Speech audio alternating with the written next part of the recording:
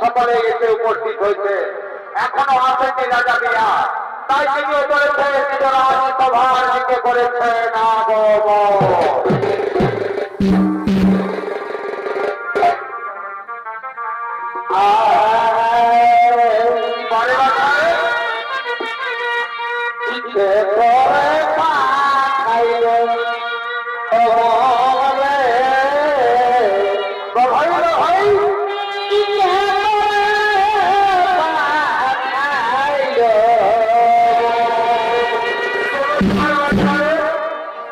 তবে কোন রাজা ইবেদার তো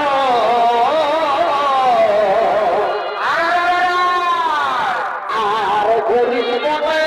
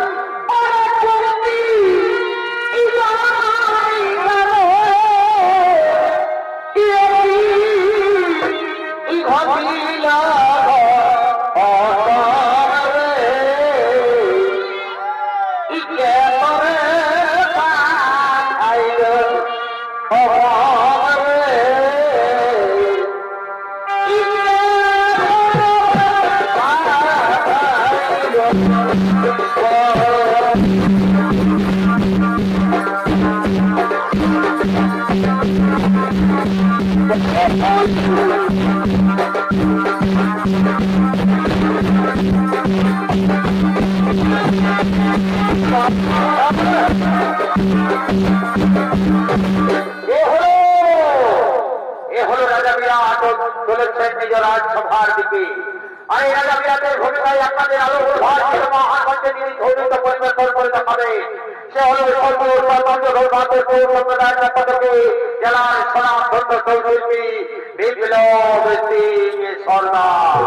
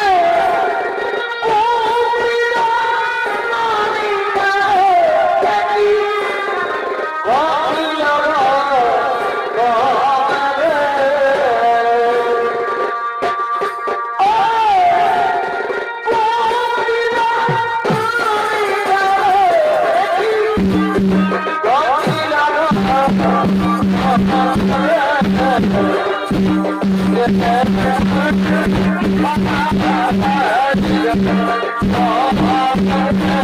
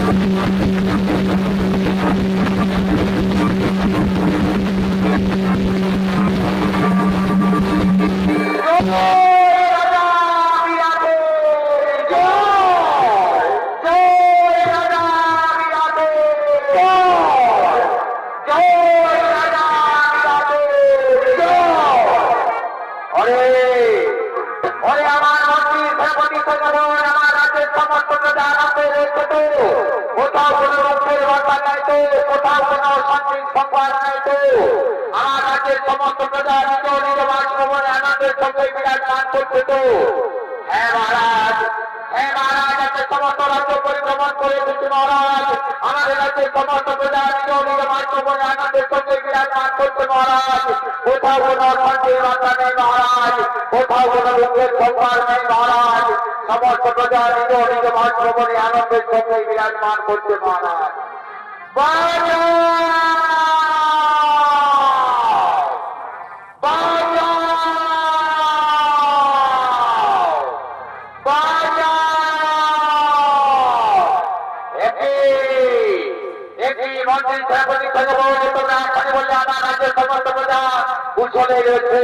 তবে কোথা থেকে বেঁচে নেই নারী কণ্ঠস্বর বাঁচাও বাঁচাও রয়ে চিৎকার করে ডাকছে। কে সেই নারী, কিবা বিপদে পড়েছে সেই নারী? আমি যাবো সেই নারীর কাছে, দেখবো তার বিপদের কথা।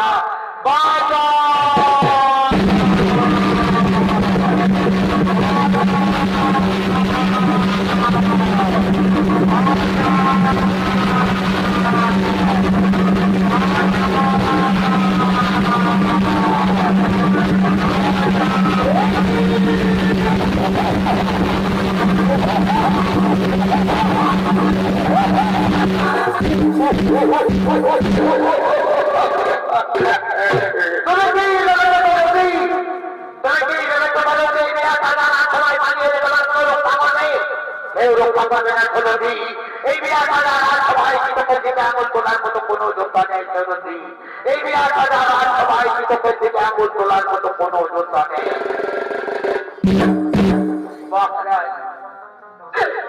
আপনি তো নিজেও চোখে দেখলেন মহারাজ, কিছু কিভাবে আমাকে অপমানিত করে উন্নীত করার চেষ্টা করেছে মহারাজ।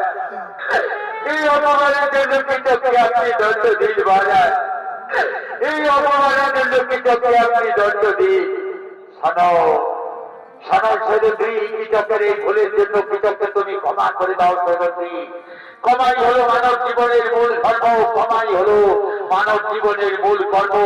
কৃতজ্ঞ তুমি ক্ষমা করে দাও সৈরন্দ্রী। ক্ষমার যে বড় ধর্ম আর কিছু নেই সৈরন্দ্রী। কৃতজ্ঞ তুমি ক্ষমা করে দাও। কৃতজ্ঞ আমি কিছুতেই ক্ষমা করতে পারবো না। কৃতজ্ঞ যেভাবে আমাকে এই সমাজে অপমানিত কলঙ্কিত করার চেষ্টা করেছে, তাকে আমি কিছুতেই ক্ষমা করতে পারবো না। আমারও পঞ্চগান্ধব বৈশাখী হয়েছে। এই অপমানের প্রতিশোধ আমি অবশ্যই নেব, এই অপমানের প্রতিশোধ আমি অবশ্যই নেব। অপমানের প্রতিশোধ নেবে।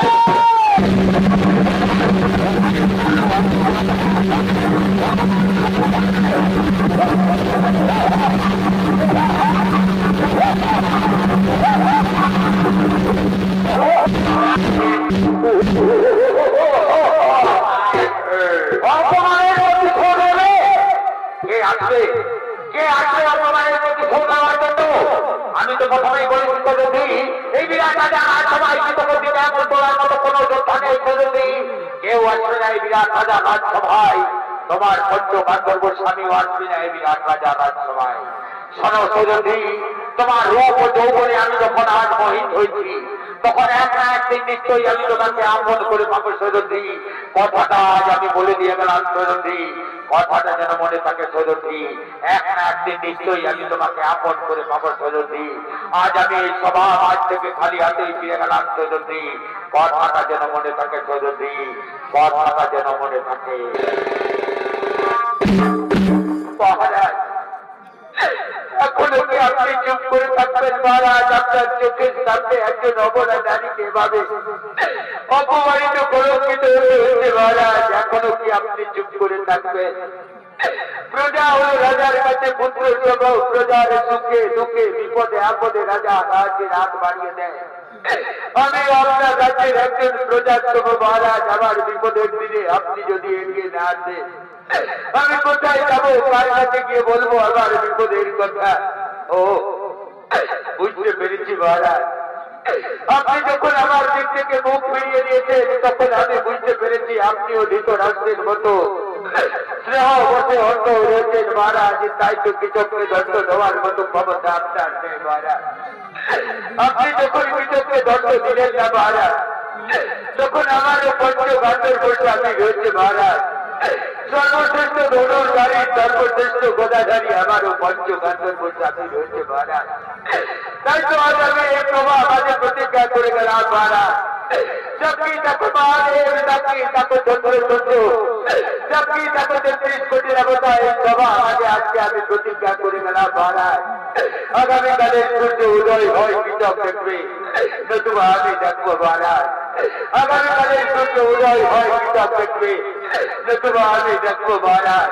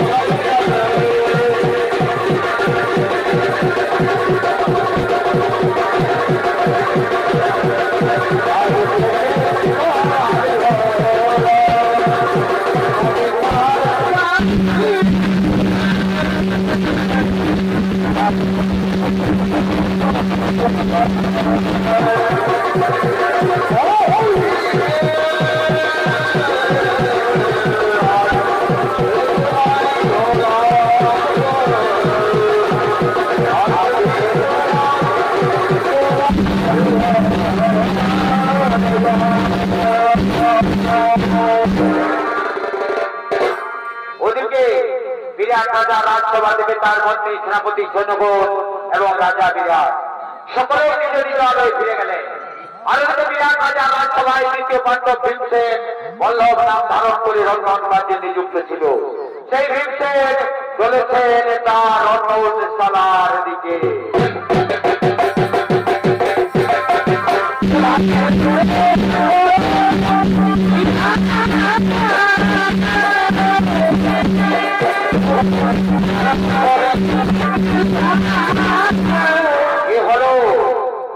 দ্বিতীয় পাণ্ডব ভীমসেন বল্লভ নাম ধারণ করে বিরাট রাজা রাজ্যে রন্ধন কার্যে নিযুক্ত ছিল।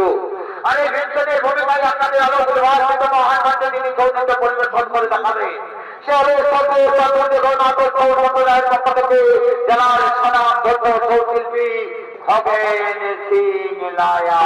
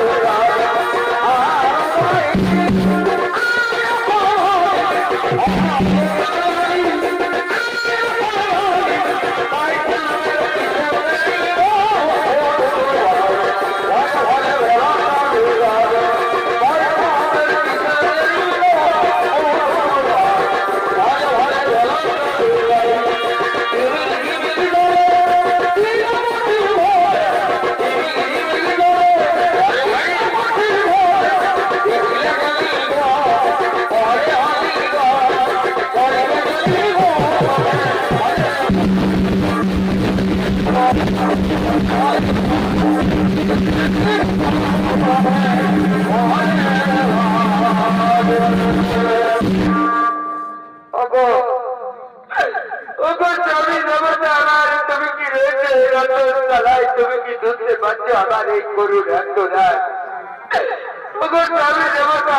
তুমি কি আমার করুণ আন্দোলন শুনতে পাচ্ছ না? যাকে বলে রজনীমালায় নারী কণ্ঠস্বর ভেসে এলো, সেই নারী কিবা বিপদে পড়েছে, সেই নারী আমি হস্তিনাপুরের যুবরাজ, মনে হচ্ছে কোন চির পরিচিত চেনা নারীর কণ্ঠস্বর। না না না না না, আমি যাবো সেই নারীর কাছে, দেখবো তার বিপদের কথা।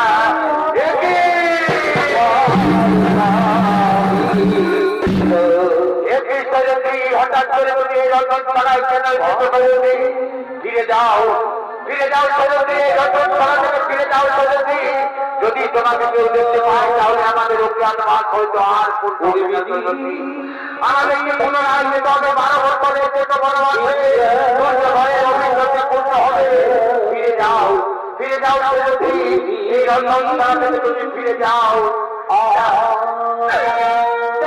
আমি যে ফিরে যেতে আসিনি, আমি যে এসেছি আমার অপমানের কথা জানাতে, তুমি কি জানো না? সবার কিভাবে আমাকে অপমানিত কলঙ্কিত করার চেষ্টা করেছে। আমি সব জানি তরুণী, আমি সব জানি তরুণী, কালকেই আমি ক্ষমা আমাকে কিন্তু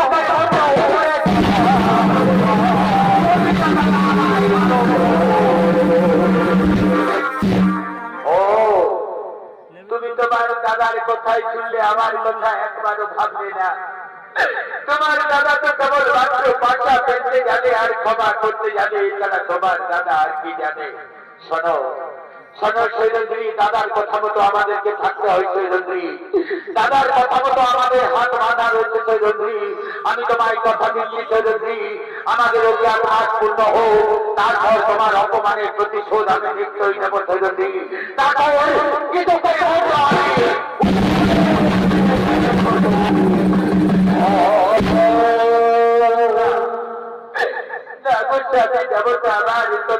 আমি অপেক্ষা করতে পারবো না। আমি যে প্রতিজ্ঞা করেছি আগামীকালের সূর্য উদয় হয় কৃষক দেখবে, নতুবা আমি দেখবো। এই তুমি কি করেছো শৈলেন্দ্রী, এই তুমি কি করেছো শৈলেন্দ্রী? তোমার এই প্রতিজ্ঞাকে আমি কিছুতেই পূর্ণ করতে পারবো না শৈলেন্দ্রী, তোমার এই প্রতিজ্ঞাকে আমি কিছুতেই পূর্ণ করতে পারবো না। কোন প্রতিজ্ঞা তুমি আমার পূর্ণ করবে? হস্তিনাপুরে যেদিন আমার দুর্গাদশ বস্ত্র হরণ করেছিল, সেদিনও তো আমি প্রতিজ্ঞা করেছিলাম দুর্গাদশের রক্ত দিয়ে আমি আমার এই কেস দৌড় করবো। তাই তো আজ আমার এখনো এই কেস খণ্ডন করিনি। আর এই প্রতিজ্ঞায় যদি তুমি পূর্ণ না করো, তাহলে আমি আর কোন রক্ষায় বেঁচে থাকবো? আমিও তোমার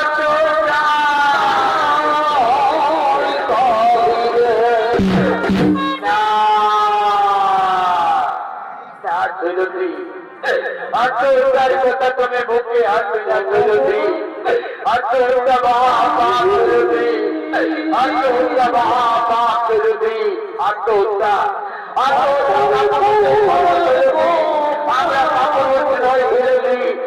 তোমায় কথা দিলাম আমাদের উদার জন্য তারপর তোমার অপমানের প্রতিশোধ আমি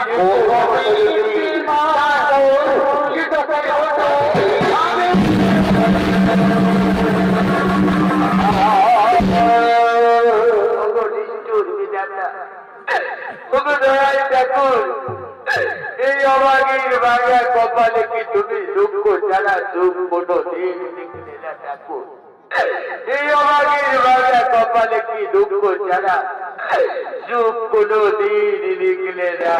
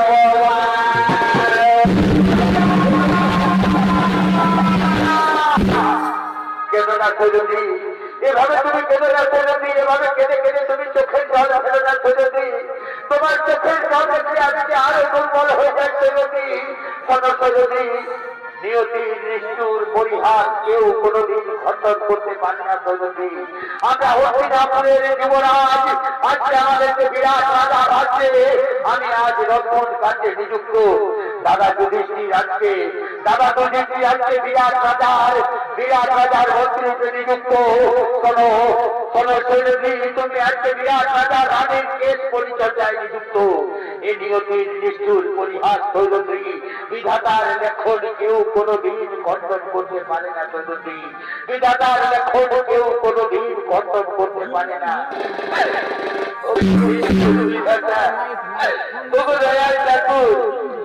কত আশা কত শব্দ নিয়ে আমি পঞ্চস্বামীকে আপন করেছিলাম আমি বলেছিলাম আমি হস্তিনাপুরের রাজরানী হব কিন্তু কি পেলাম জীবনে আমি দুঃখ ছাড়া দুঃখ কি কোনো দিন এই অবাগীর কপালে জুটবে না ঠাকুর দুঃখ ছাড়া দুঃখ কি কোনো দিন এই অবাগীর কপালে জুটবে না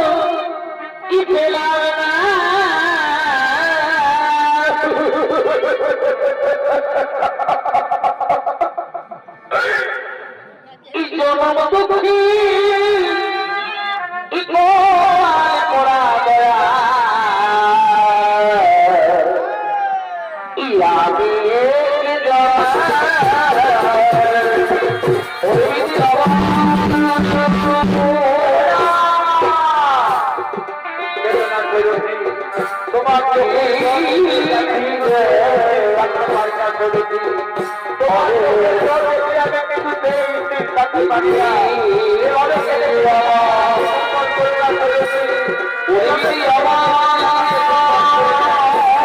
তোমায় কথা দিলাম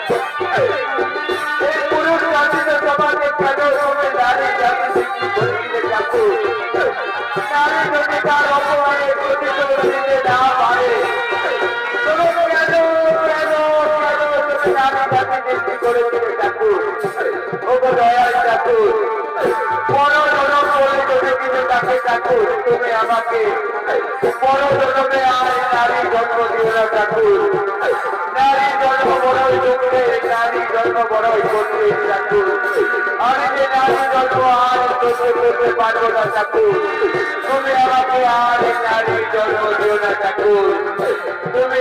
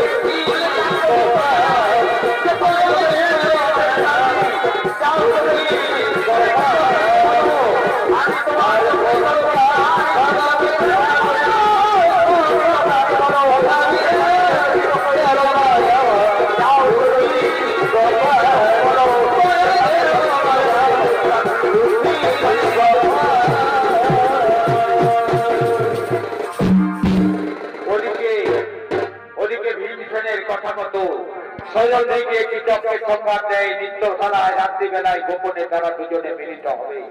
আয়োজিত পূর্ব পরিকল্পিত অনুসারে ভীমসেন পূর্বে থেকেই লুকিয়েছিলেন নিত্যশালায়। আয়োজিত থেকে উন্মত্ত অবস্থায় সজলকে পাওয়ার আশায় কৃষক ভালো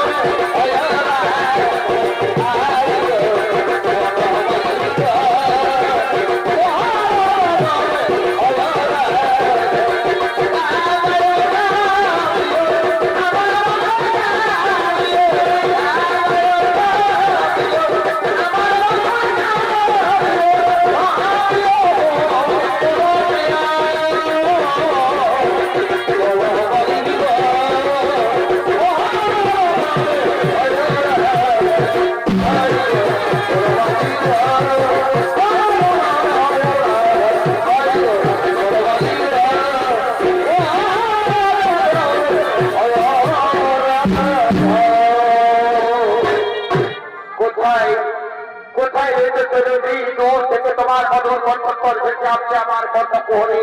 আমি যে আরো উন্মত্ত, আমি যে আরো পাগল হয়ে যাচ্ছি সজলদি। তুমি তো আমায় কথা দিয়েছিলে সজলদি, নিত্যশালায় রাত্রিবেলায় আমরা গোপনে দুজনে মিলিত হব। তোমাকে তুমি আমায় মিথ্যা প্রতিশ্রুতি দিয়েছিলে সজলদি। না না না না না সজলদি, তোমার চোখের কারণে মুখের ভাষা আমি বুঝতে পেরেছি তুমি কণ্ঠস্বরকে নিয়ে সুখ নও সজলদি। এসো সজলদি, আমার হৃদয় দক্ষ ধরা দাও। আমি তোমাকে রাজ রানী করে রাখবো সজলদি, আমি তোমাকে রাজ রানী করে রাখবো। আসবে না আসবে না সজলদি, তোমাকে তুমি আমায় মিথ্যা প্রতিশ্রুতি দিয়েছিলে। না না না না না সজলদি, হতে পারে না সজলদি, এই আমি কিছুতেই বিশ্বাস করতে পারছি না সজলদি। একই সজলদি, তুমি এভাবে লুকিয়ে রয়েছে কেন সজলদি? ভয় দিতে আমি তো তোমাকে কথা দিলাম, তোমার কষ্ট কর্তব্য সাথে আর ভয় নেই সজলদি। আসবে না সজলদি, আমি নিজেই যাবো তোমার কাছে। আমি আসছি সজলদি।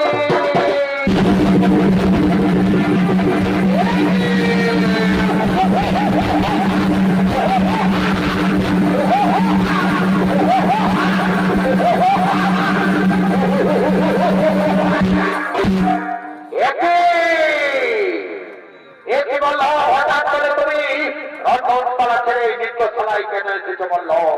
এই নিত্যশালায় তো বিহটারা থাকার কথা, এখানে বিহটারা উত্তর একটা নৃত্য শিক্ষা দেয়, তবে তুমি কেন এসেছো বলল? এখনো কি তুমি আমাকে চিনতে পারলে না? কি এখনো কি তুমি আমাকে চিনতে পারলে না? আমি কে? ও বুঝতে পেরেছি, তোমার ঘরে বলিয়ান হয়েছিল যে প্রতিজ্ঞা করেছে আগামীকালে সূর্য উদয় আমি দেখবো না। ঠিক আছে, আমি দশ আমাকে যেতে অবস্থা করে তারপর দেখি তুমি কত সফরি ধরো।